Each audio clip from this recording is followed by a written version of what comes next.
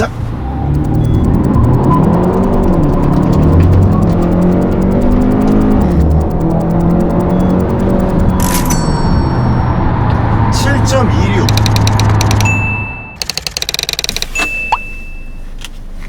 이거 소나타 N9입니다. 제가 막 이렇게 깔끔을 떠는 스타일은 아닌데, 제가 할 때 뭐 또 침도 튀기고 막 이런 부분들이 다른 분들한테도 안 좋을 수 있잖아요. 이렇게 한번 닦고 시작을 해보도록 하겠습니다. 이런 디스플레이도 싹 닦아주고, 이렇게 손이 닿는 부분은 99.9% 살균 세척이 된다고 하니까 한번 믿어보고, 이런 데 버튼들도 깨끗하게 닦아서 출발해 보도록 하겠습니다.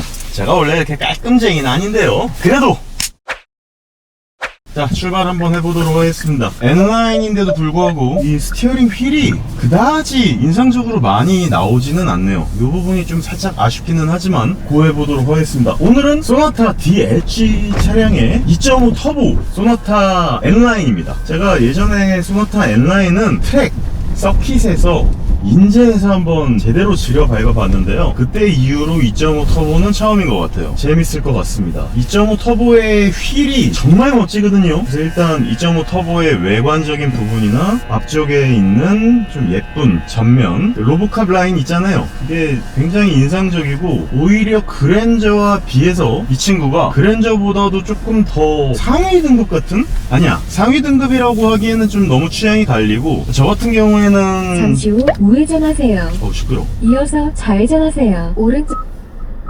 소리 없애버렸고, 제가 알고 있기로는 꽤나 높은 마력의 파워를 갖고 있고 토크를 갖고 있어요. 소나타를 조금 개인적으로는 막 이렇게 너무 좋아해 막 이런 브랜드라기보다는, 저는 오히려 브랜드로 따졌을 때, 프로덕트 브랜드로만 따졌을 때는 오히려 아반떼 쪽을 조금 더 좋아하는 편이기는 합니다. 소나타가 좀 요새 약간 사이에 치인 경향이 있었어요. 그러니까 아반떼는 아반떼대로 너무나 그 영역에서 잘해 나가고 있고, 적당하게 돈이 있으신 분들은 소나타를 건너뛰시고 그랜저로 가는 그런 경우가 좀 있습니다. 그런데 이번에 어떤 느낌이 딱 들었냐면, 소나타를 제대로 만들었다 라는 느낌인데, 왜 그러냐면요, 예전에는 그 돈이면 소나타보다는 그랜저로 가야겠다 라고 생각하시는 분들도 많았고, 그랜저가 그런 부분에서 포지셔닝을 좀 잘하기도 했었지만, 조금 디자인적으로나 크기적으로나 많은 부분들을 그랜저가 이번에 업그레이드를 확 했어요. 그 돈이면 그랜저로 넘어가기가 상당히 애매한 금액이 돼버렸습니다. 사실상 되게 비싸거든요. 거기다가 5m가 넘어가는 조금 어떻게 보면 부담스러울 정도의 전장과 길이,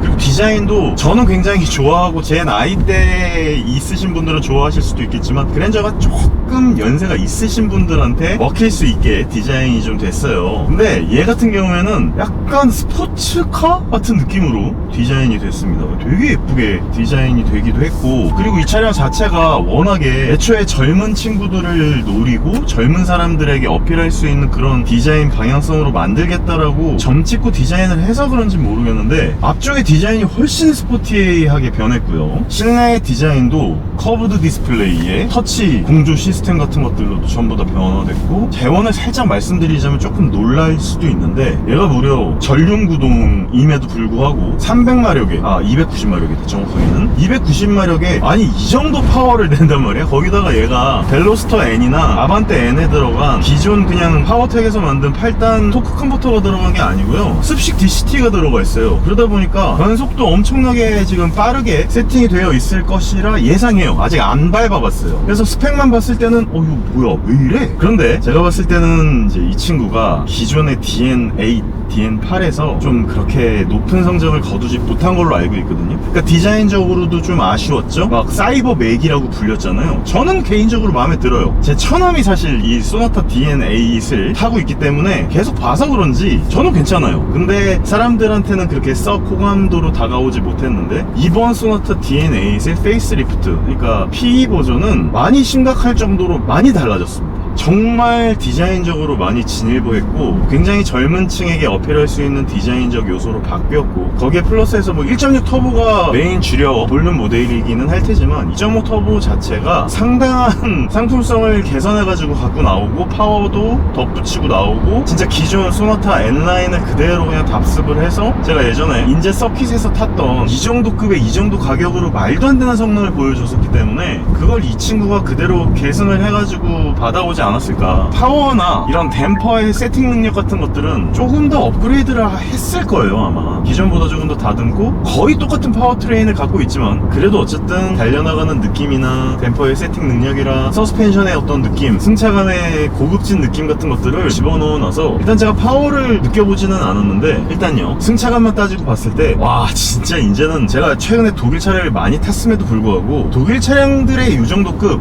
예를 들어 3 시리즈와 5 시리즈 사이거든요. 얘가 딱 지금 5 시리즈 급은 아니란 말이에요. 그런데도 불구하고 느낌이 굉장히 고급져요. 댐퍼 세팅이. 그러니까 액티브 댐핑 컨트롤이 들어가 있는지는 제가 정확하게 아직 잘 모르겠는데 이렇게 오 서스펜션 세팅이나 댐퍼의 쫀득쫀득한 느낌이나 밑에서 올라오는 노면의 단진동 같은 것들 뭐 정확하게 표현을 하자면은 댐퍼의 주파수라고 하더라고요. 사실 그렇게 전문적으로 하고 들어가가지고 차량에 대한 세팅 능력이라든지 이런 것들을 수치화로 표현하기는 좀 제 능력상 많이 부족하기는 하지만 이런 잔진동의 주파수를 상당히 많이 상쇄를 하고 되게 많이 정제를 한 게 느껴져요. 물론 예전 소나타 N9에서도 그걸 느끼기는 했었지만 와 진짜 정말 잘 만들었습니다. 그리고 지금 얘가 액셀러레이터도 서스펜디드가 들어가 있는 게 아니고 오르간식 페달로 들어가 있거든요. 그러다 보니까 이렇게 눌렸을 때 느껴지는 쫀득쫀득한 액셀러레이터를 지어 밟고 동력이 돌아서 바퀴에 전달되는 이 일체감의 느낌을 조금 더 예쁘게 잘 잡은 것 같아요.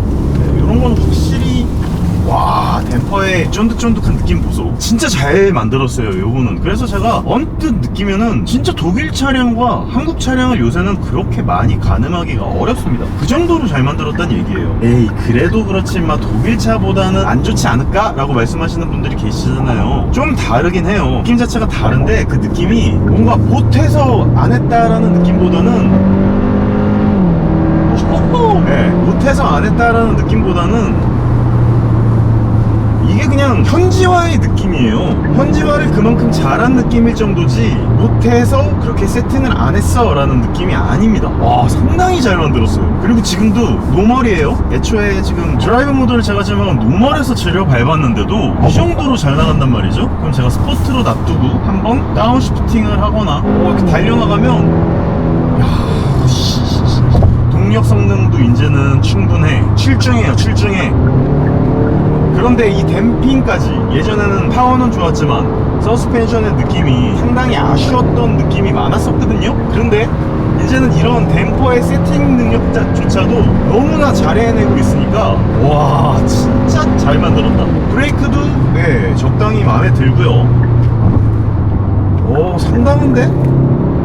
소리도 꽤나 잡았어요. 소리가 막 배기 플랩이 있어가지고 되게 액티브한 소리를 내는 건 아닌데요, 소리가 굉장히 우렁차고 되게 스포티해요. 느껴보면 방금도 이렇게 소리를 들으셨겠지만 상당히 소리적으로도 스포티한 감성을 잘 잡아냈습니다.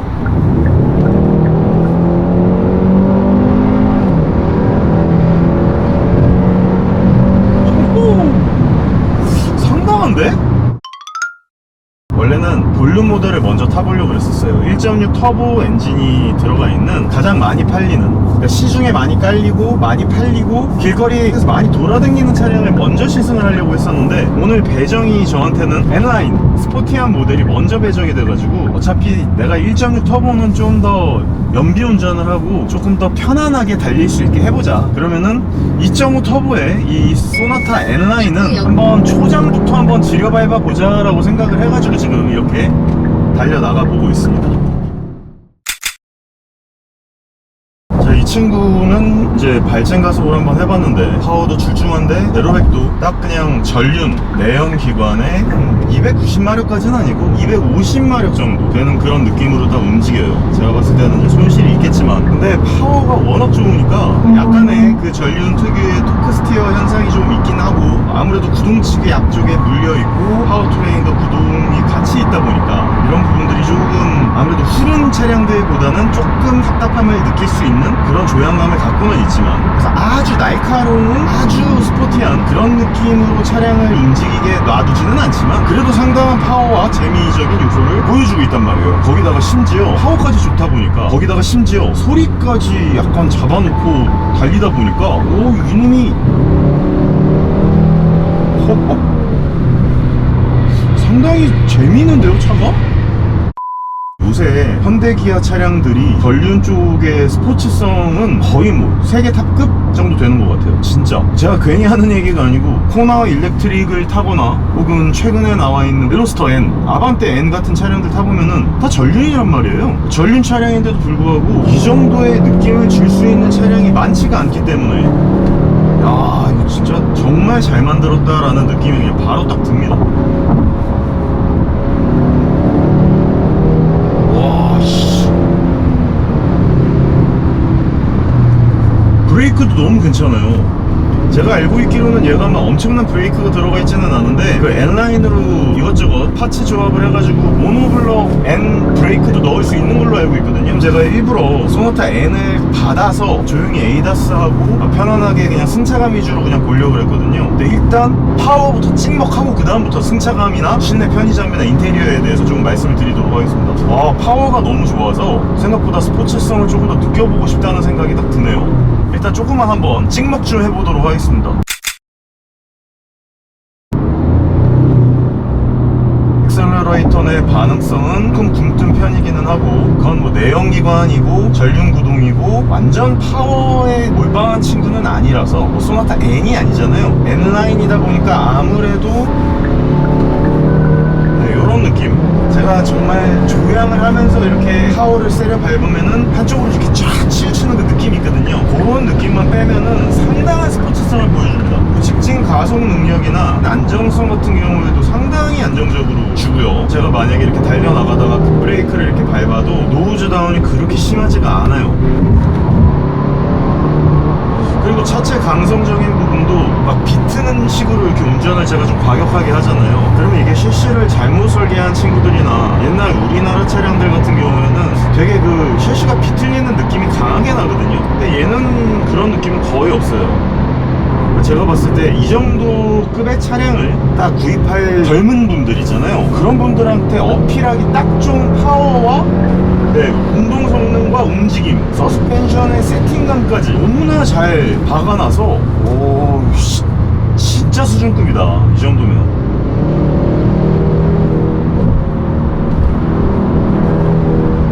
역시나 이제 저는 전기차 피카츄고 워낙에 리스폰스가 강력한 차량들을 조금 최근에 많이 타서 조금 굼뜨다는 생각이 들 수도 있을 거예요. 워낙 고성능을 타시는 분들한테는 이 차량이 조금 굼뜰 수도 있다 라는 느낌이 들 수도 있는데 그럴 수도 있다는 거지, 실질적으로 움직였을 때 상당한 운전 재미도 더 추가해줍니다. 소리가 이게 리스폰스를 같이 청각적으로 운전 재미를 같이 뿌려다 주니까 내가 얼마나 밟고 있고 얼마나 스포티하게 운전을 하고 있는지에 대해서 차량이 즉각적으로 알려주잖아요. 동력 성능이나 파워적인 부분이 그렇게 즉각적이지는 않은데 내가 얼마나 밟고 있다라고 하는 이런 소리를 제대로 들려주니까, 피드백을 주니까 상당히 재밌습니다.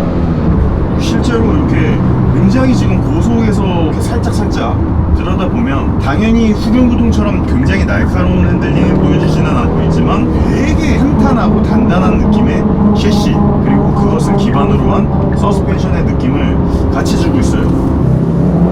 특히나 이런 직발가속감에서 진짜 세게 달리다가 그 브레이크를 딱 때려도 막 노우즈 다운이 심하게 일어나고 셰시가 비틀리고 불안함 때문에 뒤쪽 요인이 막 발생을 하면서 애가 막 불안하게 움직이는 그런 느낌이 정말 많이 줄었습니다. 옛날보다.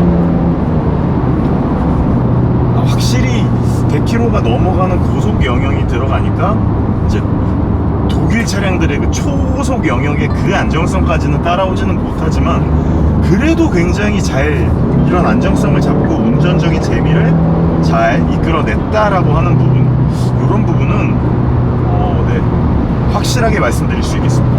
상당해요. 상당히 잘 만들었습니다.